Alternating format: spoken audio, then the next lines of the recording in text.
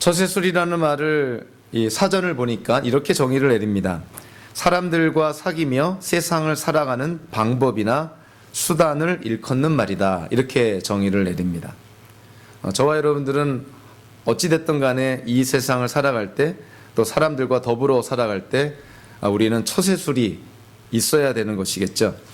미국 처세술의 전문가라 그러면 데일 카네기라는 사람을 꼽습니다. 이 사람이 1936년에 친구를 얻고 사람을 움직이는 방법이라는 책을 썼는데, 현재까지 31개 언어로 번역이 돼서 1,500만 권 이상 판매가 된 이 처세술에 관련돼서는 거의 교과서적인 책이다, 이렇게 이해가 됩니다. 그 책 안에 있는 내용을 보면 비판하지 말라, 남을 칭찬하라, 사람들의 생일을 기억해라, 사람들에게 좋은 첫인상을 남기기 위해 가장 중요한 건 미소다, 만나는 사람들의 이름을 기억해라, 논쟁을 피하라 등등 우리에게 필요한 어떤 그러한 충고, 조언, 팁을 제공하고 있습니다. 카네기 처세술뿐만 아니라 세상적 처세술도 이런저런 모양으로 우리에게 도움과 유익을 줄 때가 분명히 있습니다. 자, 그런데 세상적이고 세속적인 처세술은 궁극적으로 자기 성공을 목적으로 합니다. 즉, 어떻게 세상을 살아갈 것인가, 어떻게 만나는 사람들과의 관계를 맺어갈 것인가, 결국은 이 세상을 살아가면서 자기와 만나는 사람들을 하나의 수단과 도구로 삼아서 자기의 목적과 자기의 목표를 이루기 위해서, 그렇게 해서 우리는 처세술을 갖는다는 것이죠. 기독교인들은 이 땅에 속한 자가 아니라 하나님 나라의 백성이고 이 땅에 보내심을 받은 자니, 우리가 가져야 될 처세술은 이와 같은 자기 성공을 위한 세상적인 처세술과는 좀 다른 처세술을 우리는 가져야만 됩니다. 세상 사람들과 똑같은 처세술을 갖고 이 땅을 살아간다면 기독교인으로서 구별됨이 없어지겠죠. 그러한 삶은 하나님께서 절대 원하시는 삶이 될 수가 없습니다. 오늘 다윗의 인생 속에 여러 가지 상황들을 우리가 바라보게 되는데요, 마치 인생의 축소판과 같은 그러한 내용을 우리가 접합니다. 다윗이 압살롬과의 군대에서 승리를 한 이후에 이제 예루살렘 왕궁으로 귀환하게 됩니다. 그 귀환하는 과정 속에 많은 과정, 많은 상황, 많은 사람들을 만나게 되고, 그러한 상황 속에서 다윗은 상황마다 우리에게 어떠한 처세술을 보여줍니다. 어떤 부분은 우리가 본받아야 될 처세술이기도 하고, 어떤 부분은 우리가 본받지 말아야 될 그런 처세술도 있습니다. 그래서 오늘 본문에서 다윗이 만난 사람들을 우리가 한 사람씩 찾아가면서 다윗이 그들과 어떠한 관계 속에서 어떠한 모습을 보여주는지, 그거를 우리가 함께 살펴보겠습니다. 제일 먼저 오늘 본문에서 다윗이 만난 사람이 누구냐면 요압이라는 사람입니다. 요압은 다윗 군대의 사령관이었고요, 압살롬과의 군대와의 전쟁에서 승리를 이끄는데 1등 공신이 당연히 요압이었던 것이죠. 그래서 오늘 보면 1절 4절을 보니까 이제 압살롬과 군대에서 승리를 한 후에 이제 다윗이 다시 이스라엘 왕으로 예루살렘 왕궁으로 복귀하고 황궁하게 되었을 때 뜻밖의 상황이 벌어지게 됩니다. 전쟁에서 승리한다면 모두들 기뻐하고 잔치를 벌여야 되는데, 이미 사무엘기하 18장에서 우리가 함께 나눴지만 다윗은 전쟁에서는 이기고 싶어도 압살롬은 죽이고 싶지 않았습니다.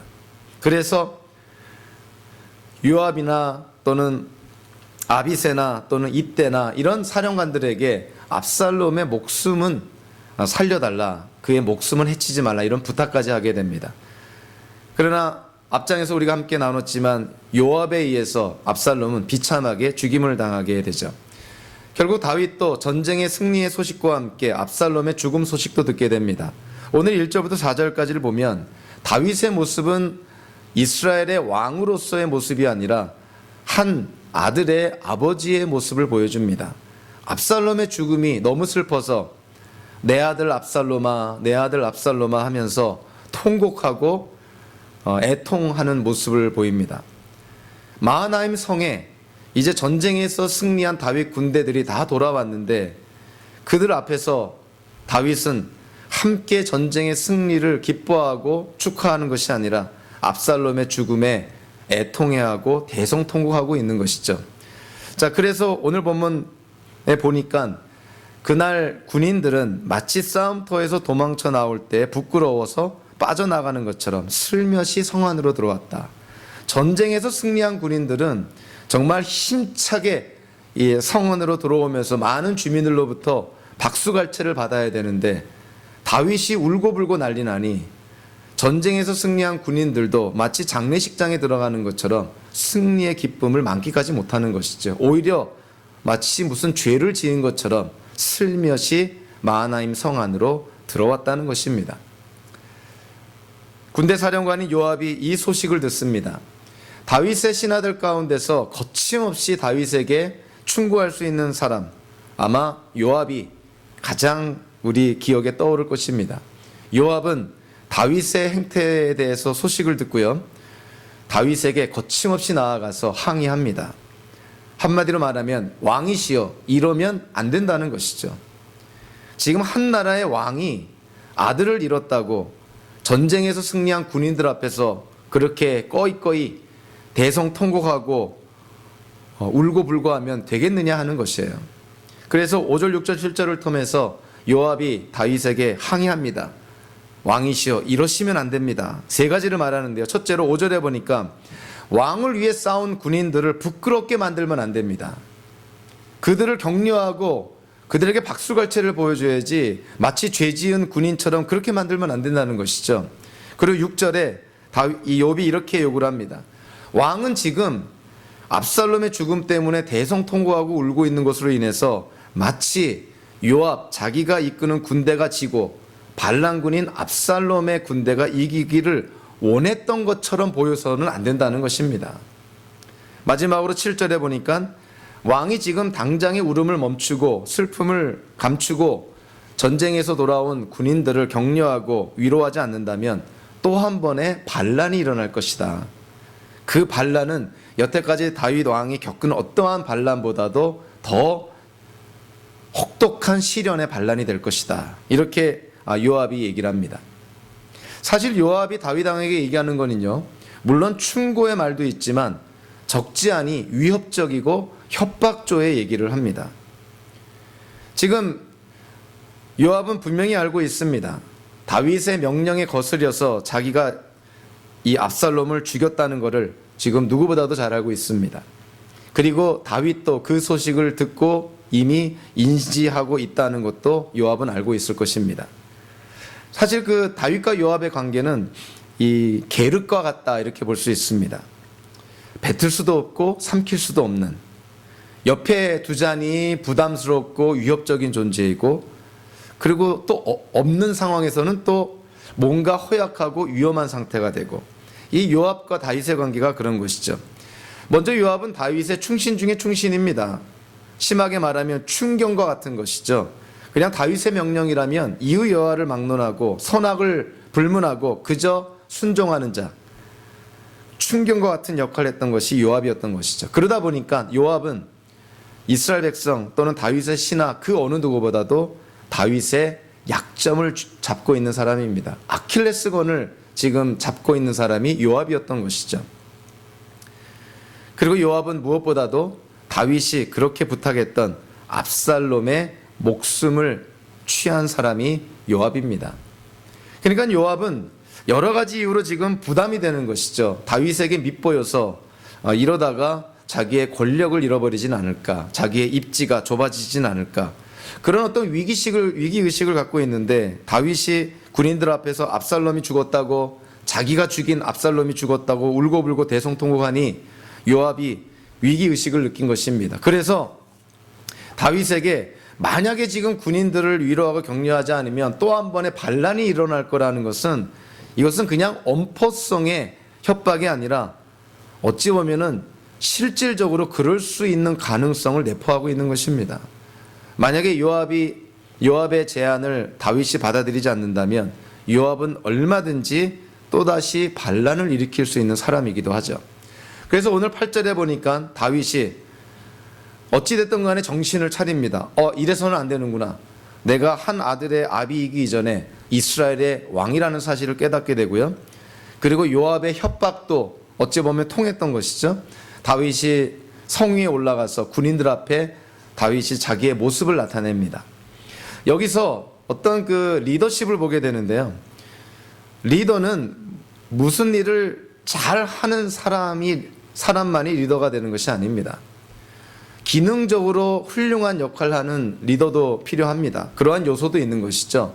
그러나 리더에는 또 다른 요소가 있는데 어떤 포지셔널한 그러한 중요성이 있습니다. 그 사람이 리더이기 때문에, 지도자이기 때문에 특별한 일을 안 하더라도 그 자리를 지키고만 있어도 그 역할을 감당하는 것이죠.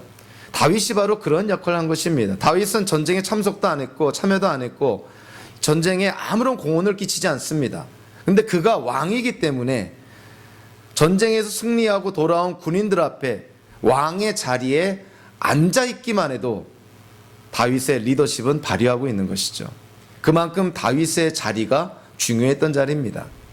그래서 공인의 입장에서, 지도자의 입장에서 그렇게 함부로 자기의 감정을 다 드러내놓고 사람들한테 자기의 어떤 속 감정을 다 표출하는 것은 지혜롭지 못한 때가 많은 것이죠. 현대 정치인들 가운데서도 보면 험한 말을 하고 자기의 감정을 가감없이 거침없이 내뱉어내는 그러한 정치인들이 있습니다. 지도자의 자질이 안 되는 것이죠. 그 말을 듣는 국민이나 공동체, 그를 따르는 추종자들을 생각한다면 표현이나 감정을 추스릴 수 있어야 되고 그거를 다듬어서 모든 사람들이 잘 귀담아 들을 수 있는 그런 표현을 해야 되는데 육두문자에 가까운, 욕설과 가까운 그런 거친 말을 그렇게 내뱉는다는 것은 일단 지도자의 자격이 안 되는 것이죠. 다윗도 아들을 잃은 슬픔이야 다 이해가 되지만 왕이기 때문에, 이스라엘의 왕이기 때문에 그러한 사적인 감정에 치우쳐서 나라의 중요한 일들을 그르치면 안 된다는 것이죠. 그래서요, 다윗은 어쨌든 미우나 고우나 요압의 충고와 협박에 귀를 기울여서 왕으로서 정신을 차립니다. 그런데요, 다윗이 죽기 전에 솔로몬에게 유언을 합니다. 열왕기상 2장에 보니까 다윗이 죽기 전에 내 생전에 이 손보지 못한 사람들이 있다. 솔로몬, 내 대신 네가 이들을 꼭 좀 손 좀 봐달라. 여러분들 우리가 상상만 해도요, 죽기 전에 떠오르는 사람, 죽기 전에 생각나는 사건들, 죽기 전에 마음에 있는 그 어떤 것들, 그거는 그 사람의 인생 속에 평생의 충격을 준, 절대로 기억에서 없어지지 않는 각인된 그런 사람이나 사건들입니다. 유언에서 나오는 말들. 다윗이 솔로몬에게 유언을 할 때 사람들의 이름이 언급이 되는데요, 놀랍게도 오늘 본문에 나타난 사람들의 이름이 다윗의 유언에 등장합니다. 그 첫 번째 사람이 누구냐면요, 요압이 등장합니다. 열왕기상 2장 5절 6절에 보니까 다윗이 솔로몬에게 이렇게 유언합니다. 요압은 무고한 사람들의 피를 흘렸다는 것이죠. 아브넬도 죽이고 아마사도 죽이고 압살롬, 자기가 그렇게 부탁했던 압살롬도 죽이고 평화로운 때에 피를 흘린 사람이 요압이라는 것입니다.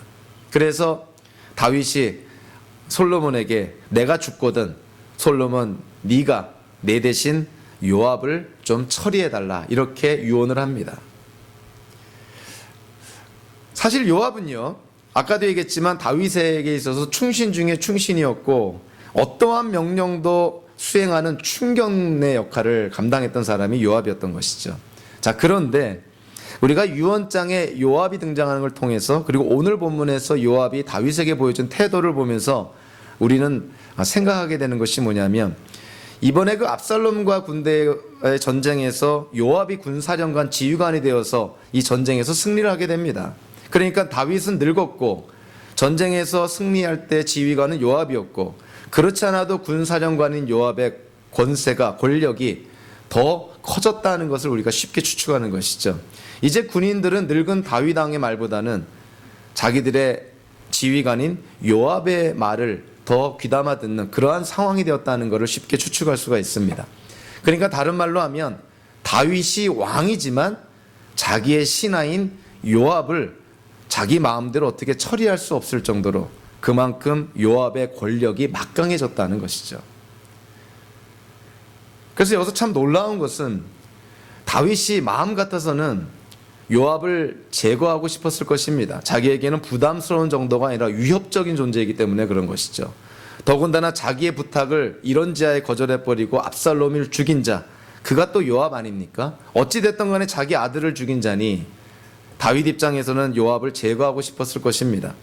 그러나 상황적으로 요압을 제거할 수 있는 형편이 아니었던 것이죠.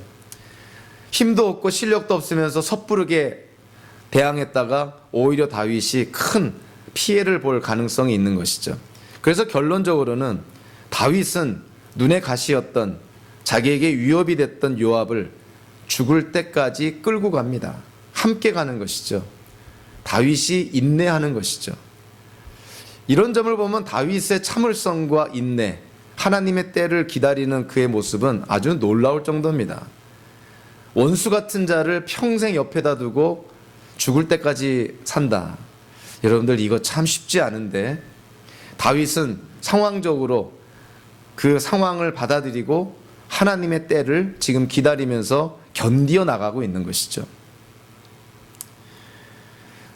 다윗이 예루살렘으로 황궁할 때 만난 또 다른 사람이 있습니다. 자, 그 사람이 누구냐면 베냐민 지파의 시므이라는 사람입니다. 자, 시므이라는 사람이 오늘 16절로부터 쭉 다윗과 시므이의 만남이 언급이 되어 있는데요. 이 시므이가 다윗을 만나러 나올 때 혼자 나오질 않고요.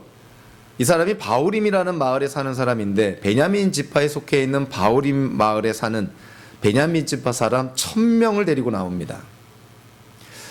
시므이 하면 생각나는 사건이 하나 있죠. 압살롬의 반란을 피해서 다윗이 도망갈 때 다윗 일행이 바후림이라는 베냐민 지파의 마을을 지나가게 될 때 이 시므이가 바울과 그의 신하들에게 욕설을 퍼붓고 저주를 합니다. 이루 입에 담지 못할 그런 저주를 하게 되죠. 사무엘기하 17장에 보니까 이렇게 저주를 합니다. 돌을 던지면서 이렇게 저주를 퍼붓습니다. 영영 가거라 이 피비린내 나는 살인자야, 이 불안당 같은 자야. 내가 사울의 집안 사람을 다 죽이고 그의 나라를 차지하였으나 이제는 주님께서 그 핏값을 모두 너에게 갚으신다. 이런 형벌은 너와 같은 살인자가 마땅히 받아야 될 재앙이다. 이 왕에게 할 얘기가 아닌 것이죠. 실각하고 도망가는 다윗에게 시므이가 다윗이 설마 다시 왕권을 회복할까? 다윗에게 입에 담지 못할 저주를 합니다. 시므이가 가장 듣고 싶지 않았던 소식이 무엇이었을까요? 다윗 군대와 압살롬 군대가 전쟁을 했을 때 다윗 군대가 승리를 하고 다윗이 예루살렘 왕궁으로 지금 복귀한다는 소식. 시므이가 그 소식을 듣고는 아마 기절했을 거라고 생각을 합니다. 이제 자기는 죽었다 생각하는 것이죠. 왕을 욕하고 저주를 퍼붓으니 살아남을 리가 없는 것이죠. 그래서 시므이가 혼자서 다윗 왕에게 나아가지 않고 베냐민 지파, 자기 마을 사람 1000명을 데리고 다윗 앞으로 나아갑니다.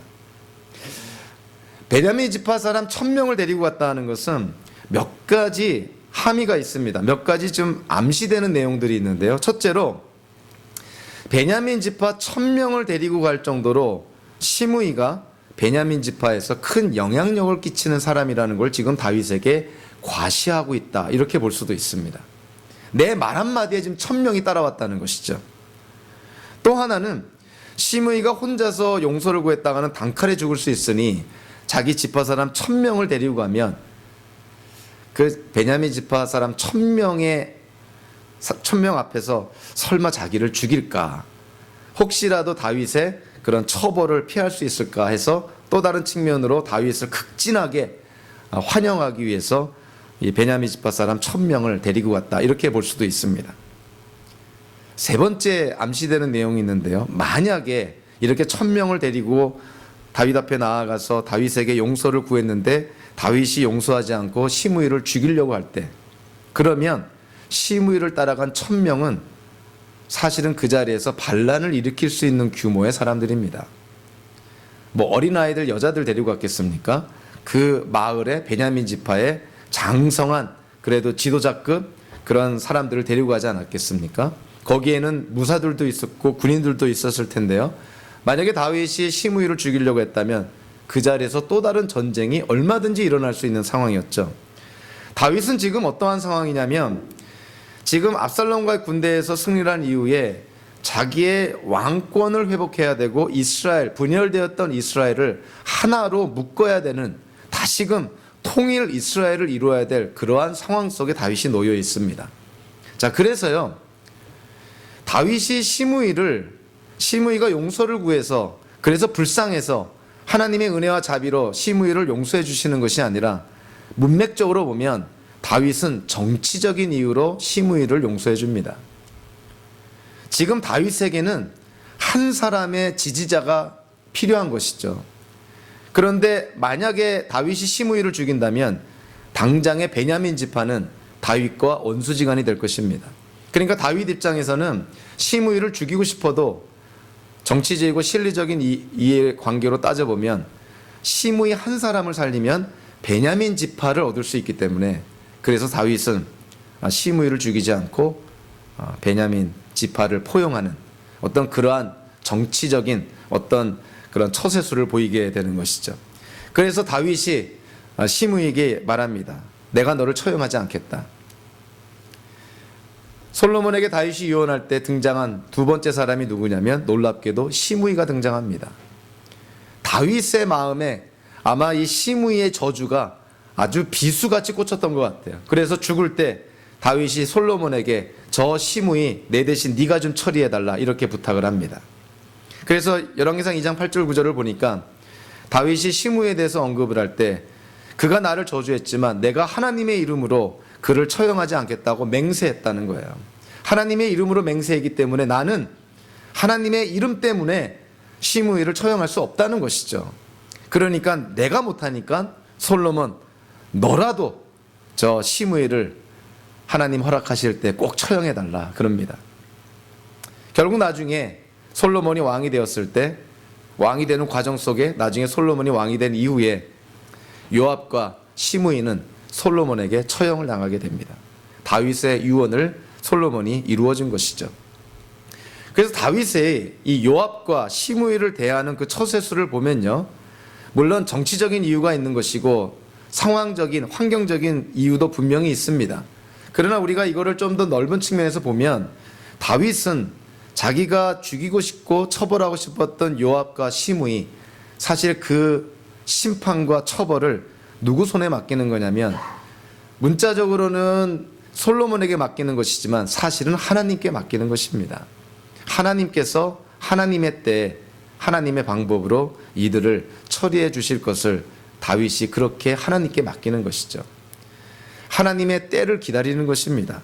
자기 인생 속에서는 자기가 살아있는 동안에는 이들을 어떻게 해결할 수가 없지만 분명히 하나님 안에서 하나님의 때에 하나님께서 이들을 해결해 주실 것을 믿었기 때문에 솔로몬에게, 자기 뒤를 이어서 이스라엘 왕으로 오는 솔로몬에게 부탁을 하게 된 것이죠.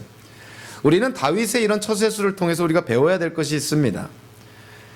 여러분들 인생을 얼마 안 살아서 그런 사람들이 많지 않을 수도 있겠지만, 앞으로 여러분들 인생을 살면서 할수록 원수가 되는 사람들을 의외로 많이 만나게 됩니다. 원수지간이 된 사람들이 의외로 많아지게 되는 것이죠. 나 혼자 노력한다고 피할 수 있는 것이 아닙니다. 내가 아무리 선하게 대하려고 해도 상대방이 나를 원수로 삼으면 방법이 없는 것이죠. 어찌됐든 간에 무슨 연유든 간에 원수지간이 되는 사람들이 분명히 생깁니다. 그들을 과연 우리가 어떻게 대할 것인가. 특히 조심해야 될 것이, 우리가 힘이 있고 재력이 있고 우리가 어떤 수단과 도구가 우리 손 안에 있을 때 우리 힘으로 처리하고 우리 힘으로 심판할 그런 능력이 우리 안에 있을 때 우리가 하나님을 대신하는 죄를 범할 가능성이 많은 것이죠. 다윗은 힘이 없어서 그렇다 이렇게 생각할 것이 아니라 하나님의 때를 기다렸다는 걸 생각한다면 원수 갚는 것은 우리에게 달려있지 않고 하나님께 달려 있습니다. 그래서 정도차는 있겠지만 여러분이 살면서 혹시라도 갖게 되는 원수들이 있다면 하나님께 맡기셔야 되는 것이죠. 여러분 손으로 해결하려고 하면 그 자체가 하나님 앞에 죄가 됩니다. 내 손으로 해결하겠다는 것 자체가 하나님 앞에 죄가 되는 것이죠. 우리는 하나님께 구하고 기도하고 간구할 그런 어떤 권리와 특권이 우리에게 있지만 하나님을 대신해서 우리 힘으로 우리 손으로 하나님의 역할을 대신할 그런 권리는 우리에게 없습니다. 심판하고 처벌할, 징계할 권리는 하나님께만 있는 것이죠. 그래서 혹이라도 그런 상황에 놓일 때 다윗을 생각하시면 좋을 것 같아요. 다윗이 평생 동안 인내하고 견디고 참았던 그 고난과 그 시련의 시간들을 생각한다면 우리도 견딜 수 있습니다. 다윗도 견뎠다면 자기 아들을 죽인 살인범을 평생 자기의 신하로 두면서 죽을 때까지 견뎠다는 걸 생각한다면 저와 여러분들 어떠한 사람들도 견딜 수 있습니다. 다윗이 예루살렘으로 황궁하면서 세 번째로 만난 사람이 있습니다. 무비보셋을 만나게 됩니다. 다윗이 하나님 안에서 언약을 맺은 요나단의 아들 무비보셋, 저 인생의 실패자였던 다윗에게 죽어 마땅할 그런 사울 집안의 손자였던 무비보셋, 다윗이 그에게 은혜를 베풀어서 왕자들과 함께 자기와 식사를 같이 할 수 있도록 은혜를 베풀었던 무비보셋입니다. 자, 오늘 보면 17절과 18절에 보니까요, 이 무비보셋과 관련돼서 어떠한 그런 사건의 전개에 단서를 제공하는 표현들이 나옵니다. 17절 18절에 보니까 시므이는 베냐민 지파 사람 1000명을 데리고 다윗을 만나러 오는데 사울 집안의 종, 즉 무비보셋을 섬겼던 하인 시바가 다윗을 만나러 나오면서 15명의 아들과 20명의 하인들을 데리고 나옵니다. 자기의 모든 식구들을 다 데리고 다윗을 환영하러 나오는 것이죠. 왜 그랬을까요? 꼭 이럴 필요가 있었을까? 시므이는 이유가 있었잖아요. 사연이 있었잖아요. 다윗을 저주했으니 지파 사람들 1000명을 데리고 가서 다윗으로부터 어떤 용서를 받고 싶었던 것이고, 시바는 무슨 이유로 자기의 모든 식구를 데리고 다윗을 만나러 갔을까요? 시바도 사연이 있습니다. 다윗이 압살롬의 반란군을 피해서 도망갈 때 시바가 다윗과 그의 일행이 먹을 음식과 어떤 그런 물품들을 가지고 옵니다. 가지고 오니까 다윗이 궁금해합니다. 시바야, 내가 섬기는 내 주인 무비보셋은 어디 있느냐? 시바가 뭐라 그럽니까? 무비보셋이 지금 너무 기뻐하고 있습니다. 압살롬의 반란이 성공한 것에 대해서 너무 기뻐하고 있습니다. 무비보셋은 이제 자기의 시대가 왔다고 좋아하고 있습니다. 다른 말로 하면 무비보셋도 반역자입니다. 이렇게 시바가 모함을 한 것이죠. 그러니까 시바는 시므이와 마찬가지로 다윗이 전쟁에서 승리해서 다시 예루살렘에 올 거라는 걸 아마 예상치 못했던 것 같아요. 근데 다윗이 귀환 안 되니까 시바도 발등에 불이 떨어지게 된 것이죠. 그래서 자기의 모든 식구들을 데리고 와서 다윗 앞에 엎드려서 환영을 합니다. 혹여라도 다윗에게 용서를 받을 수 있을까? 자, 그러한 상황 속에서 오늘 24절부터 보니까 다윗이 드디어 무비보셋을 만납니다. 자, 무비보셋의 행색을 한번 볼까요? 24절에 보니까 다윗이 예루살렘에서 도망친 날로부터 지금까지 발도 씻지 않고 수염도 깎지 않고 옷도 빨아입지 않았다. 그러니까 다윗이 실각한 것, 즉 다윗이 반란군에 쫓겨서 도망간 거에 대해서 무비보셋이 지금 애통해하고 있다는 거예요. 그러니까 다윗에 대한 충성심을 지금 보여주고 있는 것입니다. 로열티를 보여주고 있는 것이죠. 자, 이게 얼마나 그 중요한 그런 모습이냐면, 압살롬이 만약에 전쟁에서 승리해서 예루살렘의 왕궁으로 복귀했을 때 무비보셋이 다윗의 실각을 애통해하고 그래서 그러한 행색으로 다윗의 복귀를 기다리고 있었다는 걸 안다면 무비보셋이 아마 압살롬에게 죽임을 당했을 것입니다. 그만큼 위험했던 것이죠. 더군다나 지금 권력을 잡은 사람을 위한 그런 어떤 행태가 아니라 권력을 잃어버리고 실각하고 도망가는 다윗의 그 모습에 애통했던 것이죠. 그러니까 무비보셋은 시바가 얘기한 것처럼 압살롬의 반란을 기뻐하지 않았습니다. 무비보셋은 다윗의 은혜에 감사해서 다윗에게 아주 신실했던 것이죠. 페이트풀하고 충성심을 보였던 것이죠. 그것이 24절에 나와 있습니다. 다윗이 무비보셋의 행색을 보니까 자기가 예상했던 무비보셋의 모습이 아닌 거예요. 그러면서 다윗이 깨닫게 됩니다. 아, 시바가 나한테 얘기한 것이 뭔가 잘못됐구나. 사실이 아니구나. 그래서 다윗이 이제 확인합니다. 25절에 무비보셋아 너 어찌하여 나와 함께 떠나지 않았느냐? 그러니까 무비보셋이 뭐라고 말합니까? 26절에 이렇게 말하죠. 자기가 두 다리를 저는 핸디캡이니까 걸어서 따라갈 수 없어서 나귀를 타고 임금님을 따라가려고 했는데 시바가 자기를 속이고 다윗 왕에게까지 자기를 모함했습니다. 이제 다윗이 사건의 전모를 듣게 됩니다. 아, 시바가 거짓말을 해서 무비보셋을 모함을 했고 그래서 자기가 속아 넘어가서 시바에게 무비보셋의 재산을 다 넘겨주었구나. 다윗이 깨닫게 된 것이죠.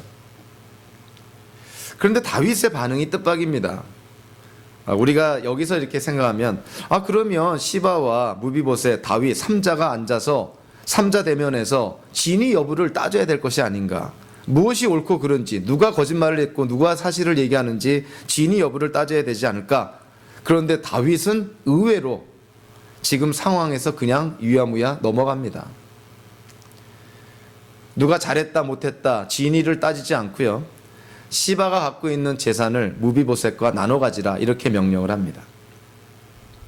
자, 거기에 대해서 무비보셋이 30절에 이렇게 말합니다. 지금 임금님이 예루살렘 왕궁으로 무사하게 귀환하는 것이 저에게는 가장 초미의 관심사지 재산에는 관심이 없습니다. 왜 무비보셋이 이런 얘기를 했을까요? 지금 다윗이 무비보셋의 행색, 무비보셋의 그 말을 듣고 뭔가 시바의 말이 전적으로 다 사실이 아니라는 것을 깨닫게 됩니다. 그럼에도 불구하고 지금 이 무비보셋과 다윗과 대화를 통해서 우리가 쉽게 추측할 수 있는 것은 다윗은 무비보셋의 말도 100% 믿고 있지는 않아요. 사실일 수도 있다.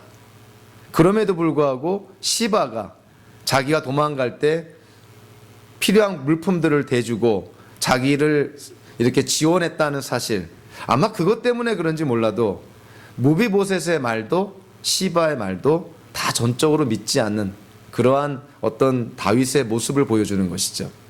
무비보셋이 그것을 간파합니다. 아, 다윗 왕이 내 말을 전적으로 믿고 있지 않구나.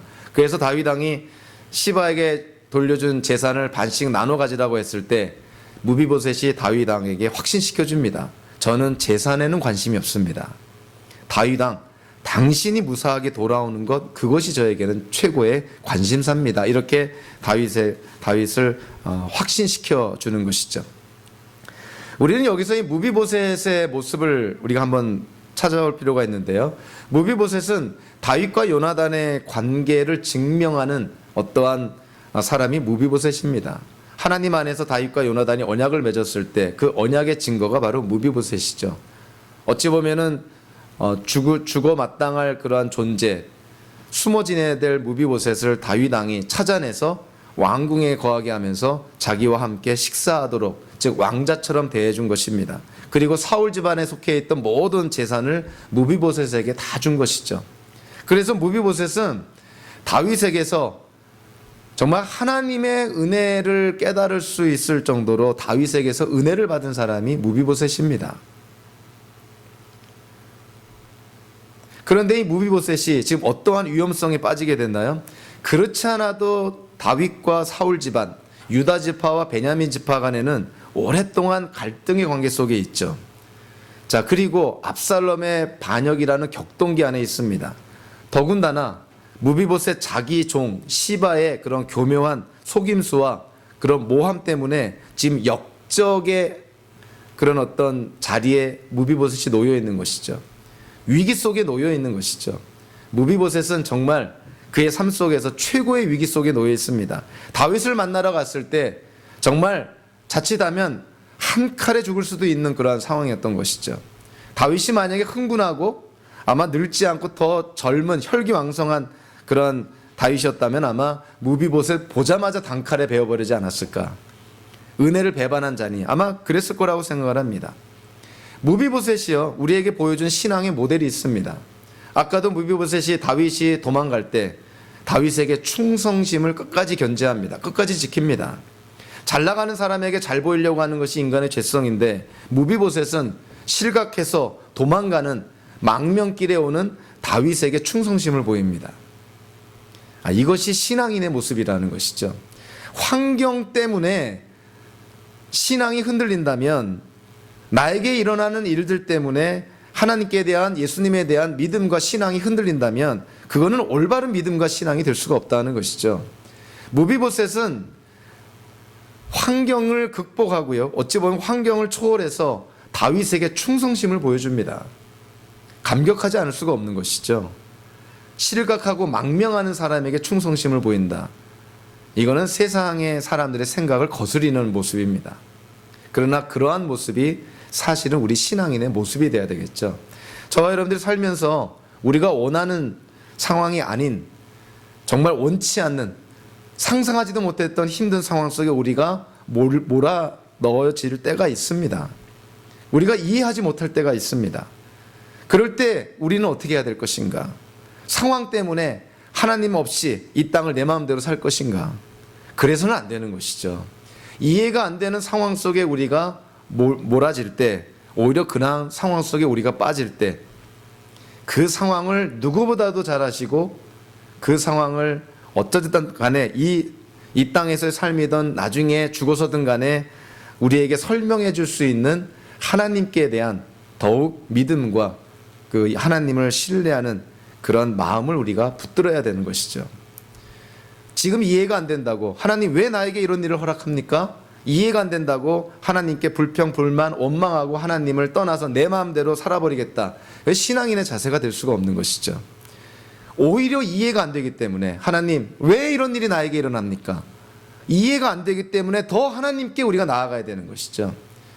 하나님의 은혜 가운데 우리가 죽기 전에 지금의 상황을 이해할 수도 있고, 만약에 우리가 이 세상을 떠날 때까지 이해하지 못한다면 나중에 하나님 만나서 물어보면 됩니다. 하나님 그때 왜 그러셨어요? 왜 그 일이 나에게 일어났습니까? 그때 되면 다 알게 되는 것이죠. 하나님은 우리의 환경의 주인이 되어주시기 때문에 환경 때문에 하나님에 대한 믿음이 흔들리면 안 된다는 것입니다. 무비보셋이 우리에게 보여준 그 믿음과 신앙은 귀한 모델이 됩니다. 환경을 초월한 믿음이었다는 것이죠. 실각하고 도망가는, 망명길에 오는 다윗의 뒷모습을 바라보면서 다윗에 대한 충성심을 지킵니다. 그것이 우리 믿는 자의 모습이 되어야 된다는 것이죠. 환경을 초월해서 믿을 수 있는 믿음, 그것이 저와 여러분들이 가져야 될 믿음인 것이죠. 다윗이 예루살렘으로 가면서 또 한 사람을 만나게 됩니다. 그 사람은 길르앗 사람이고요, 특별히 다윗이 마하나임의 망명에 있을 때 다윗의 필요를 채워줬던, 어찌 보면 하나님의 축복의 통로가 되었던 바르실레라는 사람입니다. 다윗이 이제 전쟁에서 이겨서 예루살렘으로 돌아간다니까 길르앗 사람, 마하나임 근처에 살고 있던 이 바르실레라는 80살 먹은 노인이 80km 이상 되는 거리를 걸어와서, 여행 와서 요단강에서 다윗을 만납니다. 다윗에게 있어서는요, 그의 인생 속에 아마 손꼽히는 은인 중에 한 사람이 바르실레입니다. 자기가 제일 어려울 때, 망명길에 있을 때, 다윗의 앞날이 어떻게 될지 모르는 그런 상황 속에서 바르실레부터 신세를 지니게 되는 것이죠. 필요한 물질적인 공급을 다 받게 됩니다. 그래서 다윗이 바르실레를 만났을 때 바르실레에게 은혜를 베풀려고 합니다. 바르실레에게 나와 함께 예루살렘으로 갑시다. 내가 예루살렘에 가면 당신 잘 대해주겠어. 바르실레가 뭐라 그럽니까? 지금 내 나이 80인데 무슨 음악을 들어도 그것이 좋은지 나쁜지 내가 어떻게 알겠고, 음식을 먹어도 그것이 맛있는지 맛없는지 내가 그걸 분별할 나이가 아니라는 것이죠. 내가 당신 따라가면 부담만 될 것이요.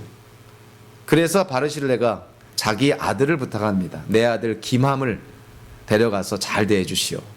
그래서 다윗이 약속하는 것이죠. 그렇다면 바르실레, 당신이 부탁한 대로 당신의 아들 김함을 내가 잘 대해주겠어. 예레미야서 41장 17절에 보니까 예레미야서에 이런 말이 나옵니다.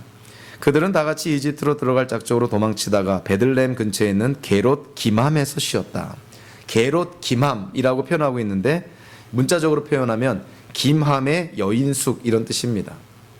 그러니까 이방 사람인 이 바르실레 아들 김함이 다윗을 따라 예루살렘으로 갔다가 다윗 왕으로부터 땅을 부여받고 그 베들레헴 근처에서 여관업을 시작했던 것이죠. 그래서 김함의 후손들이 이 베들레헴 근처 게롯 김함이라는 그런 여관업을 운영한 것으로 그렇게 보여줍니다. 그러니까 다윗은 바르실레에게 한 약속을 지킨 것이죠. 다윗이 얼마나 이 바르실레라는 사람에게 고마워했는지요. 다윗의 유언에 이 바르실레가 등장합니다. 자, 그래서 오늘 본문에서 다윗의 유언에 등장하는 사람이 세 사람이나 나와요. 누가 나온다 그랬죠? 요압이 등장했죠. 시므이가 등장했죠. 요압과 시므이는 솔로몬에게 내 대신 저들을 처형해달라고 부탁을 했는데 솔로몬에게 바르실레를 부탁을 합니다. 솔로몬아, 내 대신 바르실레를 잘 대접해주라. 그만큼 다윗이 위기 속에 있을 때 가장 큰 도움을 줬던 사람이 이 바르실레였다는 것을 우리가 깨닫게 됩니다. 죽는 순간에까지 다윗이 고마워했던 것이죠. 그래서 이 다윗과 바르실레의 관계, 그리고 바르실레의 아들인 김함을 다윗이 그렇게 잘 보살펴 준 거, 다윗이 유언까지를 통해서 자기 아들 솔로몬에게까지 바르실레를 부탁한 거, 이런 걸 통해서 우리는 다윗의 어떤 성품을 바라보게 되죠. 다윗은 은혜를 아는 사람입니다. 다윗은 고마워할 줄 아는 사람이었던 것이죠. 세상 살면서 은혜를 받았음에도 은혜를 저버리고 망각하는 사람들도 많습니다. 사람들로부터 도움받았는데 그 도움의 고마움도 모르는 그런 사람들도 많이 있습니다. 세상 사람들이 다 다윗 같은 것은 아니죠.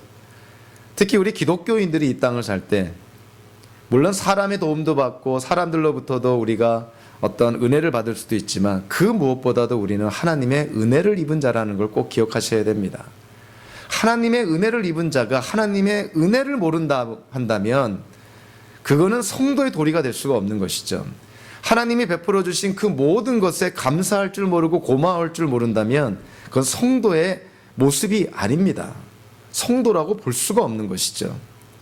다윗의 모습은 그래서 우리에게 하나의 그 모델이 됩니다. 자기에게 은혜를 베푼 사람을 기억하고 그리고 그거를 보답하려고 하고 자기가 못하니까 이제는 자기 아들에게까지 부탁하는 다윗의 모습을 보게 되는 것이죠. 참 우리가 본받아야 될 그런 모습인 것이죠. 이스라엘 민족이 하나님께 지은 가장 큰 죄 중에 하나가 뭐냐면 바로 망각의 죄입니다. 하나님이 베풀어 주신 은혜를 어찌 그리 빨리 잊어먹고 어찌 그리 쉽게 망각해버리는지, 하나님이 베풀어 주신 것은 다 잊어버리고 지금 없는 거 하나님께 불평불만했던 사람들이 이스라엘 민족이었던 것이죠. 우리 현대를 사는 기독교인들의 모습은 어떨까요? 저와 여러분들의 모습은 어떻습니까? 우리도 혹시 하나님이 베풀어 주신 것은 많은데 나에게 없는 하나, 그것 때문에 하나님께 불평불만하고 하나님께 고마워하지 않고 하나님의 은혜를 우리가 저버리는 그러한 우리의 모습은 없는가? 살다 보면 우리 그런 상황 속에 빠질 때 많이 있습니다. 그래서 항상 우리가 하나님의 말씀을 통해서 하나님이 우리에게 베풀어 주신 것들을 항상 기억할 필요가 있어요. 그래서 하나님이 오죽했으면 이스라엘 백성들에게 기억해라. 기억하라는 말을 얼마나 많이 하는지 모릅니다. 저와 여러분들도 살면서 하나님의 은혜를 정말 기억해야 됩니다. 하나님이 베풀어 주신 것 고마워해야 됩니다. 여러분들 나중에 결혼해서 또 자녀가 생기면 자녀들에게까지 얘기해야 됩니다. 하나님이 나에게 베풀어 주신 그 은혜와 고마움을 자녀들에게도 간증해야 되는 것이죠. 하나님이 내 인생에 이렇게 은혜를 베풀어 주셨다. 그걸 자녀들에게 간증해야 됩니다. 그것이 신앙교육인 것이죠. 다윗은 예루살렘으로 귀환하면서 사람들만 만난 것이 아닙니다. 사람들과의 어떤 처세술만을 보여준 것이 아니고요. 오늘 본문에서 많은 분량에서요, 다윗이 유다 지파를 대하는 모습을 보여주게 됩니다. 먼저 8절부터 14절까지를 통해서 보니까 다윗이 이제 예루살렘으로 귀환하려고 할 때 이스라엘의 그 10개의 지파, 즉 유다와 유다 지파 안에 있는 시므온 지파를 제외한 10개의 지파 사람들이 다윗이 예루살렘으로 귀환하는 일에 앞장서려고 합니다. 그러니까 다윗이 지금 자기가 유다 지파 출신이고 그리고 여태껏 유다 지파로부터 지지를 받아서 그 유다 지파의 어찌 보면 세력 때문에 그 근거 때문에 자기가 왕권을 유지할 수 있었는데 오히려 유다 지파 사람들은 조용히 있고 유다 지파 외에 다른 지파 사람들이 자기를 지금 왕권 복귀에 앞장서고 있다는 말에 다윗이 이것은 아니다라고 생각을 합니다. 그래서 지금 나에게 필요한 거는 다른 10개 지파의 그런 지지보다는 유다 지파의 지지가 필요하다는 것이죠. 내가 유다 지파의 출신이기 때문에. 그래서 오늘 본문 이 8절 후반부부터 보니까 다윗이 제사장인 사독과 아비아달에게 얘기를 합니다. 당신이 가서 유다 지파 사람들에게 얘기하시오. 왜 다윗 왕을 빨리 예루살렘으로 복귀시키는데 왜 주저하고 있는지, 유다 지파 당신들이 앞장서야 될 것이 아니냐, 다윗 왕이 유다 지파 사람 아니냐, 이렇게 촉구하라는 것이죠. 다윗 왕이 왜 유다 지파 사람들을 이렇게 자기를 지지할 거를 촉구를 했을까요? 압살롬이 반란을 깨할 때 압살롬이 어디를 가냐면 헤브론을 갑니다. 다윗이 이스라엘 12지파 이스라엘 통일왕국의 왕이 되기 전에 유다 지파의 왕이었죠. 그 유다 지파의 왕이었을 때 다윗이 그 수도로 삼았던 것이 헤브론입니다. 헤브론에서 7년 반을 통치를 했고요. 그 헤브론에서 통치할 때 압살롬이 태어나게 되죠. 압살롬이 반란을 시작한 것이 헤브론입니다. 그렇다면 압살롬의 반란군에 헤브론에 살고 있는 많은 유다 지파 사람들이 참여했을 거라는 것이죠. 즉 유다 지파 사람들 가운데서 많은 사람들이 반란군이었다 하는 것을 다윗이 모를 리가 없습니다. 그렇다면 다윗이 지금 사독과 아비아달에게 얘기하는 것은 뭐냐면 이들을 통해서 유다 지파에게 다윗이 메시지를 보냅니다. 내가 당신들을 처벌하지 않고 비록 당신들이 압살롬의 반란군에 참여했다 하더라도 내가 당신들을 다 용서해 주겠소, 이런 것입니다. 유다 지파 당신들을 내가 용서해 주겠다는 것이죠. 자, 그래서 그런 차원에서요, 그 13절에 보니까 아마사라는 사람이 등장합니다. 다윗 유다 지파를 포용하는 측면에서 아마사에게 내가 군사령관 자리를 주겠다. 군사령관은 이스라엘 군대의 최고 지휘관이죠. 미국으로 얘기하면 국방부 장관 같은 그러한 자리입니다. 자, 그런데 이 아마사가 누구냐면 압살롬의 반란군의 군사령관이었었어요. 다윗 군대 군사령관이 누구였을까요? 요압이었죠. 지금 요압이 이끄는 군대가 승리를 해서 다윗이 예루살렘 왕궁에 복귀를 한다면 이스라엘 군대의 군사령관은 누가 돼야 마땅합니까? 요압이 돼야 되는데 다윗이 요압 대신에 압살롬의 반란군의 사령관이었던 아마사에게 군대 사령관 자리를 주겠다는 거예요. 이건 정말 파격적인 제안인 것이죠. 일종의 지금 햇볕 정책을 피고 있는 것입니다. 유화 정책을 피고 있는 것이죠. 그래서 아마사가 압살롬의 반란군의 수장이었다면 아마사가 제일 먼저 죽어야 되는데 다윗이 아마사를 용서할 뿐만이 아니라 그를 이스라엘 최고 그 지휘관으로 삼겠다고 그렇게 약속한 것입니다. 그래서 유다 지파를 지금 다윗이 포용해 주겠다는 것이죠. 여기에는 두 가지 이유가 있습니다. 아마사를 군사령관의 그 자리에 놓겠다는 것은 지금 압살롬의 반란군에 참여했던 사람들을 다 포용해 주겠다는 의미가 있습니다. 더 이상의 피를 흘리지 않겠다는 것이죠. 이제는 우리가 하나가 되어야 된다는 것이죠. 두 번째로 이스라엘의 최고의 군사령관 자리에 올라가야 될 사람은 요압입니다. 그런데 요압 대신에 아마사가 오르는 것이죠. 다윗이 왜 요압 대신에 아마사를 그 자리에 앉힐까요? 요압에게 양해를 구했을까요? 다윗이? 아니, 구하지 않았습니다. 그렇다면 왜 아마사를 그 자리에 앉힐까요? 한편으로는 요압을 견제하려는 마음이 컸던 것이죠. 아까도 얘기했지만 요압은 이제 다윗이 손쓸 수 없을 정도로 권력자가 되어버렸습니다. 다윗을 협박해도 손쓸 수 없었던 것이죠. 자기 아들 압살롬을 죽인 요압을 다윗이 어찌할 줄을 모르는 그러한 상대가 되었다는 것이죠. 그래서 요압을 견제한다는 측면에서 사실은 아마사를 이스라엘의 총사령관으로 세우는 것이죠. 나중에 아마사가 살해가 됩니다. 누구한테 죽었을까요? 아마사가 당연히 요압한테 죽임을 당하죠. 요압은 자기의 권력의 걸림돌이 된다고 한다면 물불을 가리지 않고 죽입니다. 아브넬도 죽였고요. 압살롬도 죽였고 이제는 아마사까지 죽이게 되죠. 그래서 그 요압을 다윗이 나중에 솔로몬에게 유언하면서 내 대신 솔로몬 네가 저 요압을 좀 처형해달라, 처리해달라 그렇게 부탁한 것입니다. 요압은 그만큼 잔인했던 사람이었던 것이죠. 다윗은 그래서 유다 지파를 끌어안습니다. 그래서 유다 지파 사람들이 다 다윗에게로 돌아온 것을 확인하고 유다 지파 사람들이 주동이 돼서 마침내 다윗이 요단강을 건너서 예루살렘으로 들어가게 되죠. 그러나 여기에는 후유증이 하나 남기게 됩니다. 다윗이 유다 지파 사람들에게 도움을 청하고 유다 지파 사람들의 지지를 받아서 예루살렘으로 귀환하다 보니까 유다 지파 외에 나머지 지파 사람들, 이스라엘이라 표현된 10개의 지파의 사람들이 사실은 반감을 갖게 되는 것이죠. 그래서 유다 지파와 나머지 지파들 간에 분란이 일어나게 됩니다. 그래서 이 분란의 결과가 바로 이 사무엘기하 20장 바로 다음 장에 나오는 세바라는 사람의 반란의 원인이 되고요. 나중에 솔로몬이 죽고 나서 이스라엘이 북이스라엘과 남유다로 분열되고 나누어지는 결정적인 동기를 제공하게 되죠.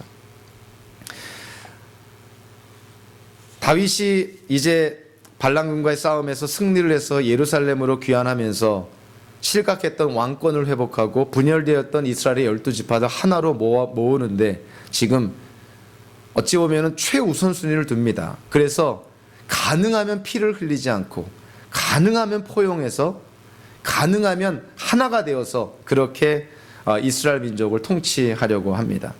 많은 부분에서는 다윗의 그와 같은 처세술이 성공을 했던 것이죠. 우리가 오늘 말씀을 보면서 우리는 다윗의 처세술을 배우려고 다윗의 그런 어떤 사건들을 대한 것이 아닙니다. 다윗도 상황 속에서 사건 속에서 사람에 따라서 사실은 좀 더 나은 처세술을 보일 수도 있었는데 좀 더 하나님 중심적인 방법을 택할 수 있었는데 그렇지 않은 경우도 많이 있습니다. 그러나 우리가 다윗을 보면서 정말 그 인생의 축소판을 우리가 보게 되는 것이죠. 우리의 인생 속에서도 이런 다양한 환경 속에서 다양한 사람들과 관계를 맺고 그렇게 우리가 살아가게 된다는 것이죠. 그럴 때 우리는 과연 어떠한 처세술을 갖고 살아가야 될 것인가? 우리는 다윗의 처세술을 배우고자 말씀을 나눈 것이 아닙니다. 성경적인 처세술이 과연 무엇인가? 기독교적인 처세술이 과연 무엇인가? 성경에서 우리가 그 해답을 찾을 수가 있습니다. 예수님께서 우리에게 주신 말씀입니다. 우리가 이 땅을 살아갈 때 가장 중요한 2개의 계명을 주시죠. 사랑의 이중 계명을 줍니다. 하나님을 사랑하고 이웃을 사랑해라. 사도 바울은 그 가운데서도 이웃사랑이 모든 계명의 중심이라고 말합니다. 이웃사랑이 모든 계명 중에서 가장 중요하다는 것이죠. 자, 그렇다면 이웃사랑이 우리의 삶의 처세술이 되어야 되는데 사람을 대하는 어떤 방법이 이웃사랑이 되어야 되는데 도대체 이웃사랑이 뭡니까?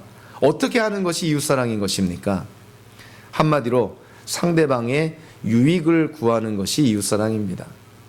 세상적이고 카네기 이 처세술 같은 그런 내용이 뭡니까? 상대방의 유익이 아니라 나의 유익을 위해서 상대방을 도구나 수단으로 삼아 사용하고 이용하는 것이죠. 내 유익을 위해서 상대방을 이용하는 것, 그것이 세상의 처세술입니다. 그러나 성경적이고 하나님 중심적인 기독교 처세술은 뭐냐면 상대의 유익을 위하는 것, 그것이 우리가 취할 방법이라는 것이죠. 우리의 상황 속에서 상대의 유익을 위하는 그런 우리의 삶의 태도를 취하는 것은 그때그때마다 지혜가 많이 필요합니다. 그러나 기본적으로 우리가 기억해야 될 것은 우리가 이 땅에 어떠한 상황, 어떠한 삶을 살든 간에 하나님 안에서 우리가 받은 은혜가 너무 크다는 거예요. 하나님께서 우리에게 베풀어 주신 축복이 너무 크다는 것입니다. 서로 우리 이 땅에서의 삶이 세상의 기준으로 봤을 때 그렇게 자랑스러울 만한 것이 안 된다 하더라도 정말 하나님께 받은 은혜가 이미 너무 크다는 것이죠. 그래서 우리는 이웃의 유익을 구하면서 우리의 삶을 살아갈 수 있다는 것입니다. 적어도 우리가 수동적이고 소극적으로는 상대방을 이용하려는 그러한 우리의 어떤 그런 계교나 계략은 피우지 말아야 된다는 것이죠. 적어도 상대방을 이용하지는 말아야 된다는 것이죠. 상대의 유익을 구하는 것, 그것이 이웃사랑 실천입니다. 우리에게 예수님께서 그 모습을 보여주시죠. 예수님은 우리의 유익을 위해서, 우리의 대속과 구원을 위해서 십자가에 돌아가시지 않았습니까? 그 이상의 이웃사랑이 없는 것이죠. 그 예수님이 우리를 대한 처세술을 우리가 본받아야 된다는 것입니다. 저와 여러분들의 삶 속에서 그와 같은 예수님의 겸손과 희생, 하나님 중심적인 그런 처세를 통해서 하나님의 영광을 돌리는 그런 성도의 삶을 사시기를 주님의 이름으로 축원합니다. 기도하겠습니다. 하나님 아버지 감사합니다.